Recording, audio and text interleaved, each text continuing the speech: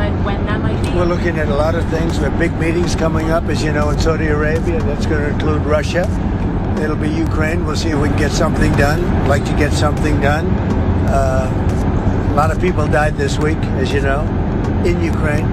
Not only Ukrainians, but Russians. So I think everybody wants to see it get done. We're going to make a lot of progress, I believe, this week. Is President Putin disrespecting you by attacking Ukraine when you're trying to make peace there? Is President Putin disrespecting you by attacking Ukraine when you're trying to make peace there?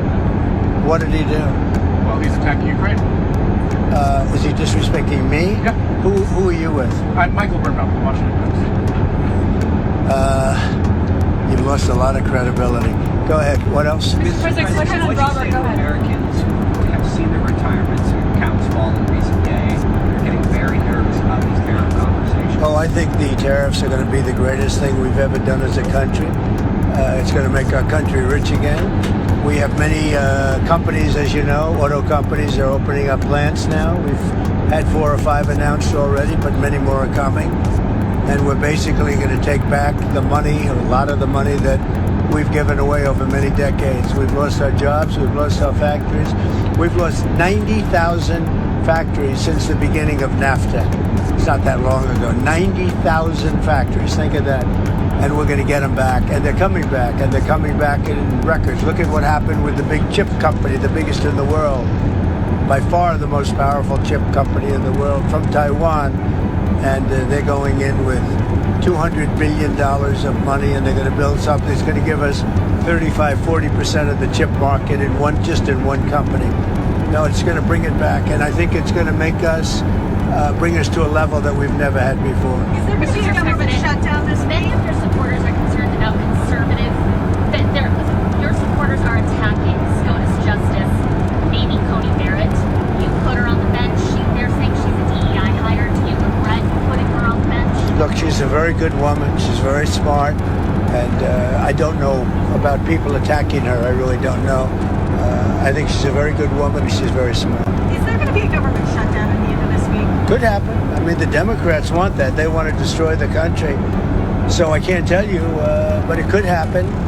It shouldn't have happened, and it probably won't. I think the CR is going to get passed. We'll see, but it could happen. You never know. The Democrats are out of control. You saw that the other night during the speech when they wouldn't stand up for 2 of the young ladies were killed by illegal aliens. One with the cancer, the young man with the cancer, and all you want to do is stand up and applaud the man and the boy, the young boy, and nobody's ever seen anything like that. They're out of control. They've lost their minds. Mr. President, are you alarmed by escalatory rhetoric from the Chinese response to your tariffs, and are you planning to meet with Xi Jinping about trade anytime soon? No, they took that rhetoric back, as you know. They were very tough, and I said, whoa, what's that all about? And that rhetoric was taken back. You know that, right? My question to you is, but if you know that, why would you ask that question? are you planning to meet with Xi Jinping anytime soon? Yeah, at some point I will. I have a very good relationship with President Xi. Very good. And at some point I'll be meeting with him. Sir, do you think there's going to be a deal on TikTok soon? There could be. We're dealing with 4 different groups, and a lot of people want it, and it's up to me. So there could be. Who are you leaning towards? All 4 are good. Mr. President, Elon said there's no feud between your cabinet members and Elon Musk. You Yeah. even had dinner with him last night, the Secretary of Romeo. However, tensions are high between your cabinet and Mr. Musk. How are you going to simmer down tensions? Does Mr. Musk need to back off? Well, I don't think the tensions are high. Look, Elon's a very special person, and these cabinet people are special people. You know, these are very successful people, or they wouldn't have gotten, they've attained the highest heights of government. And I think they have a fantastic relationship to Elon. And Doge has been incredible. Hundreds of billions of dollars of waste and fraud and abuse has been already found. And that doesn't mean they don't have a little bit of an argument here and there about something, or maybe personnel arguments. There's not too many contract arguments. Contracts have been found. This is much more than just personnel. And we found hundreds of billions of dollars of fraudulent contracts, or very wasteful. But I think fraud. I think it's fraud. There was just another plane crash. And I actually think I think really the cabinet, for the most part, I think they get along really well with Elon. There was just another plane crash in Pennsylvania today. Secretary Duffy's big concern is his department is being gutted. He's been, dealing with these crashes ever since he was sworn in. Does he have a legitimate concern? Well, that has nothing to do with the department. That was a small plane, and that would have happened whether you had a big department or a small department, as you understand. It's just they have space like this. They have times when things happen a little bit more often than normal, and then it goes back and you go many years without having a problem. I'll tell you, I think the Southwest pilot did a fantastic job last week when he lifted that plane off the air, because if he put the brakes on, that wouldn't have been good.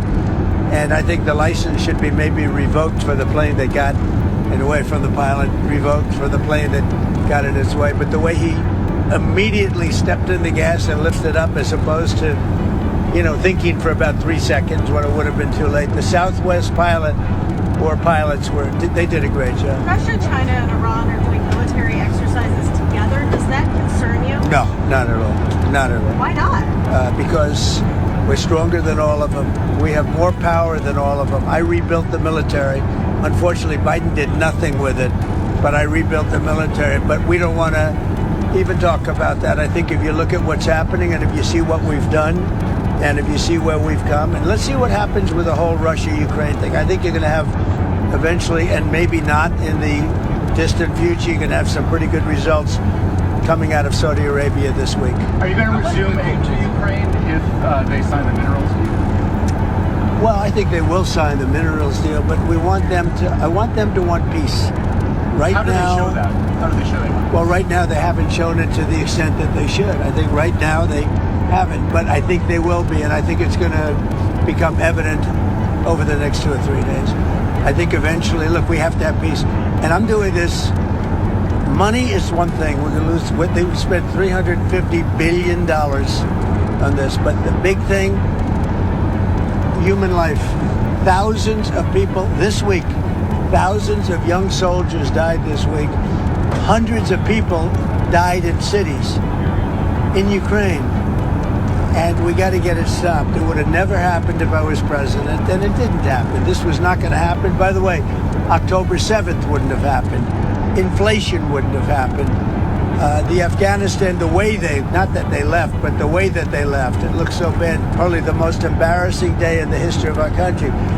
That wouldn't have happened. A lot of things wouldn't have happened, but it is what it is. I think we're going to have a good time. I think we're going to have a good result in Saudi Arabia, meaning they're hosting the various talks, and we have a lot of good people going out there, and I think Ukraine's going to do well, and I think Russia's going to do well. I think some very big things could happen this week. I hope so. So 2,000 people, at least 2,000 young soldiers have died this week, and this is almost on a constant basis, a couple of thousand soldiers a week. It's a killing field, and we got to stop it, and if I can stop it, I'll be very happy. Would you consider lifting the intel pause on Ukraine? What does Ukraine have? Well, we just about have. I mean, we really just about have.